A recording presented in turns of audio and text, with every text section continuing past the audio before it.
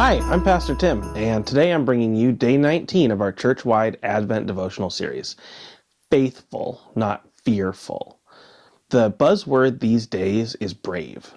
It's such a powerful word to rally around, the idea of being unafraid and conquering all the scary things of life.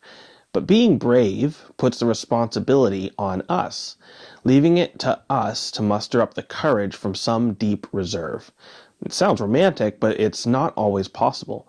Sometimes we just don't have the bravery we need for certain situations, and our fear ends up crippling us.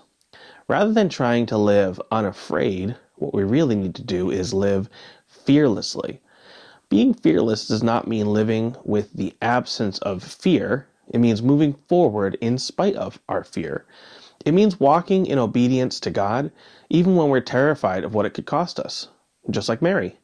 Mary said yes to God, even when it threatened to cost her everything. No doubt she was afraid. She could lose her pending marriage, her reputation as a virgin, which would mean she'd probably never marry, and could even lose her life. Surrendering to God in Mary's situation required incredible fearlessness. Although she was probably terrified, Mary wasn't paralyzed. Her faith overrode her fear. Like Mary, we can acknowledge fear without letting it consume us. We lessen the grip of fear on our lives every time we do the very thing that terrifies us. Mary did this by saying yes to God and stepping into the plans He had for her. While they seemed risky and costly, they were in fact good plans. Mary faced the scary things and moved forward anyway.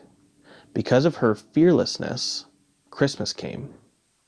Being fearless means moving forward in spite of our fear. It means walking in obedience to God, even when we're terrified of what it could cost us. There are 365 Bible verses about not being afraid, one for each day of the year. Let's remember that God has not given us a spirit of fear, but a spirit of power, love, and a sound mind. Is there an area of your life where fear is paralyzing you? What would it look like to face that fear and move forward anyway? Is God calling you to something that sounds risky or costly?